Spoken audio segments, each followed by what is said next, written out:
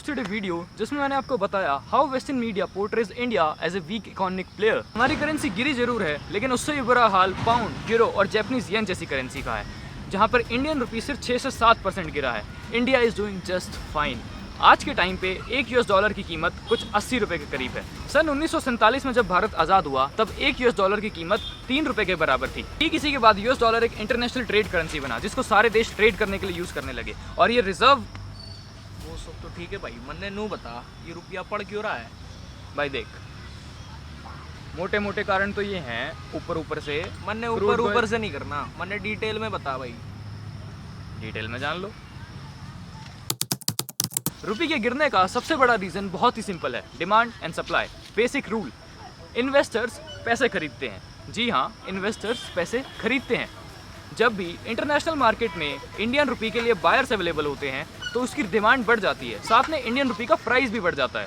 सो एक क्वेश्चन अब ये भी आता है कि किसी भी करेंसी का प्राइस तय कौन करता है? The real answer is nobody. एक देश की करेंसी की रियल वैल्यू पता करने के लिए काफ़ी सारे फैक्टर्स एक साथ काम करते हैं, जैसे interest rates, inflation rates, exchange rates, एक देश के ऊपर कितना कर्ज है, उसकी इकॉनमी कितनी स्ट्रांग है। अब यूएस डॉलर इतना स्ट्रांग क्यों है? क्योंकि वो एक इंटरनेशनल ट्रेड करेंसी है। आज के टाइम पे इंटरनेशनल ट्रेड्स जितने भी अमाउंट के होते हैं, जितने भी होते हैं, उनमें से most of the trades US dollar में होते हैं। इसी कारण से यूएस डॉलर की डिमांड बढ़ जाती है और उसका प्राइस भी बढ़ जाता है। जो ये पूरा डिमांड सप्लाई वाला गेम है, इसको एक बहुत सिंपल एग्जांपल से समझते हैं। मान लो इंडिया और ऑस्ट्रेलिया को 1 बिलियन रुपये का ट्रेड करना है। पहले इंडिया यूएस डॉलर में अपने 1 बिलियन रुपये को कन्वर्ट करेगा और उस अमाउंट को ऑस्ट्रेलिया को देगा, and vice versa for the Australia. अगर ऑस्ट्रेलिया को इंडिया से ट्रेड करना है तो कोई भी देश आपस में जब ट्रेड करता है तो उसको यूएस डॉलर की ज़रूरत होती है, क्योंकि यूएस डॉलर एक इजीली एक्सेप्टेबल करेंसी है और एक रिजर्व करेंसी है, और हर देश अपने साथ एक स्ट्रॉन्ग करेंसी रखना चाहता है अपने ट्रेजरी में। अब क्योंकि आईएनआर एक वर्ल्ड ट्रेड करेंसी नहीं है तो उसकी इंटरनेशनल मार्केट में डिमांड भी कम है, जिस कारण से आईएनआर काफ़ी वीक है यूएस डॉलर के सामने। रीज़न नंबर 2, हमारा करंट अकाउंट डेफिसिट भी बढ़ता जा रहा है। यो क्यों हो गया है? बता रहा हूँ ना, शांति। इसका मतलब है कि हमारा देश बाहर के देशों से इंपोर्ट्स ज़्यादा कर रहा है और दूसरे देशों को एक्सपोर्ट कम कर रहा है, यानी हमारे इंपोर्ट्स एक्सपोर्ट से बहुत ज़्यादा हैं। और 2022 में एक्सपेक्टेड है कि ये जो डिफरेंस है इंपोर्ट और एक्सपोर्ट्स में, ये करीब 105 बिलियन डॉलर के करीब पहुंच जाएगा। हम बाहर के देशों से काफ़ी सारी चीज़ें इंपोर्ट करते हैं, लेकिन उनमें से 2 बहुत बड़ी चीज़ जो हमारी इकोनॉमी को इफेक्ट करते हैं वो है गोल्ड और क्रूड ऑयल। हर इंडियन हाउस होल्ड में एक काफ़ी कॉमन ट्रेंड है, जब भी हमारे पास थोड़े से स्पेयर पैसे बचते हैं तो हम उसको गोल्ड में इन्वेस्ट कर देते हैं और थोड़ा गोल्ड अपने घर ले आते हैं। जैसे तुम्हारी माँ अभी तुम्हारी फ्यूचर बहू के लिए बचा रही है, बिल्कुल वैसे। और ऐसे करते करते हमारे जो गोल्ड के इंपोर्ट्स हैं वो 46 बिलियन डॉलर्स पहुंच गए हैं। और इन इंपोर्ट्स का जो सेकंड मेजर फैक्टर है वो है crude oil. India 3rd largest consumer है क्रूड ऑयल का, और हम 85% क्रूड ऑयल बाहर से इंपोर्ट करते हैं। और यूके और रशिया की वॉर के कारण इस टाइम पे क्रूड ऑयल के प्राइसेस आसमान छू रहे हैं। कॉन्स्टेंटली एक बैरल का प्राइस $100 से ऊपर मेंटेन रह रहा है। भले ही हम रशिया से क्रूड ऑयल डिस्काउंटेड रेट्स पे खरीद रहे हैं, लेकिन वो हमारे जो इंपोर्ट्स हैं उसका एक बहुत छोटा फ्रैक्शन है। और जो रेट्स हमें पहले मिलते थे वो रेट डिस्काउंटेड होने के बाद भी पहले वाले रेट से काफ़ी ज़्यादा है। अब जब हम इतना सारा क्रूड ऑयल इंपोर्ट करेंगे तो उसकी पेमेंट भी हमें यूएस डॉलर के अंदर करनी पड़ेगी, और हमें आईएनआर सेल करना पड़ता है, जिस कारण से आईएनआर वीक हो जाता है। अब जब हम रशिया से भी ऑयल परचेज करते हैं तो हमें उसकी पेमेंट भी रूबल में करनी पड़ती है, जिस कारण से रूबल स्ट्रांग हो जाता है। और ये चीज़ आपकी करेंसी को कितना इम्पैक्ट कर सकती है ये हम रशिया से देखते हैं। रशिया के ऊपर इस टाइम पे सैंक्शंस लगे हुए हैं, फिर भी रशियन रूबल एक बेस्ट परफॉर्मिंग करेंसी है इस ईयर की। क्यों? क्योंकि रशिया अपनी सारी पेमेंट्स दूसरे देशों से रूबल में करवा रहा है, और जब दूसरे देश रूबल खरीदते हैं तो वो काफ़ी स्ट्रांग हो जाता है।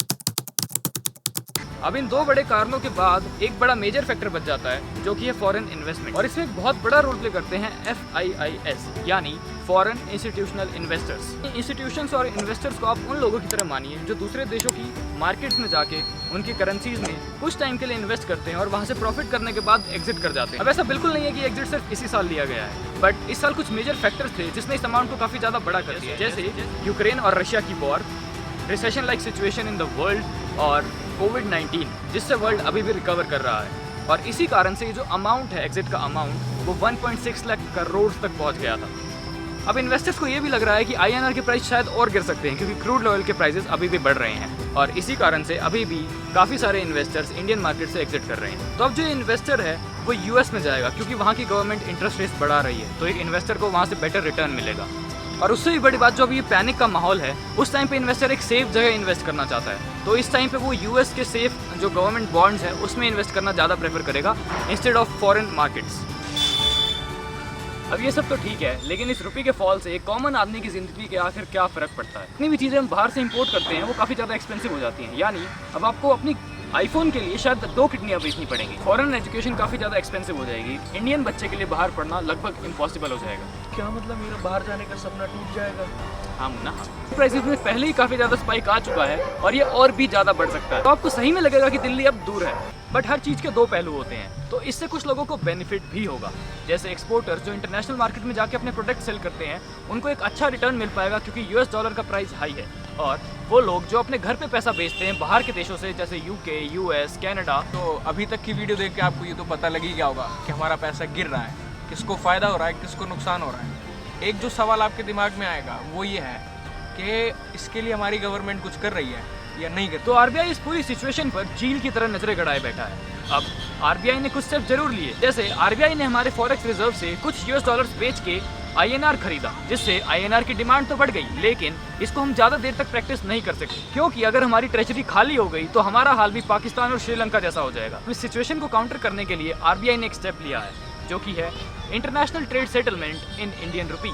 तो international trade settlement in INR, इस चीज़ को लागू करना अपने आप में ही एक बहुत बड़ा स्टेप है क्योंकि इससे इंडिया को मल्टीपल लेवल पे बेनिफिट्स होगा। क्योंकि इंटरनेशनल ट्रेड्स आईएनआर में हो पाएंगे तो ट्रेड करना इजी हो जाएगा। इस कारण से ग्लोबल लेवल पे इंडिया का ट्रेड बढ़ेगा।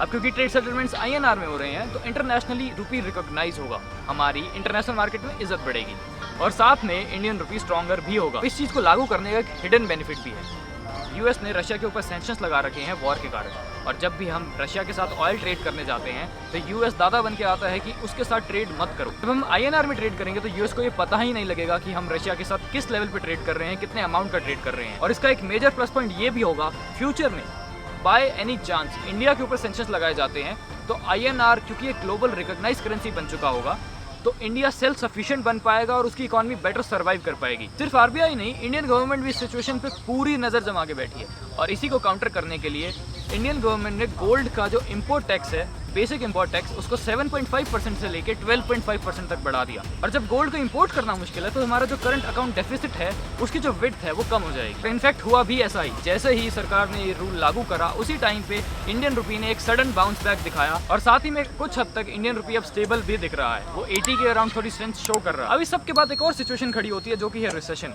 और वो इंडिया को भी हिट कर सकता है, यूएस को भी हिट कर सकता है। लेकिन अभी एक लिस्ट आई है जिसमें इंडिया सबसे नीचे है, जो कि रिसेशन से इफेक्ट होने वाले कंट्रीज हैं।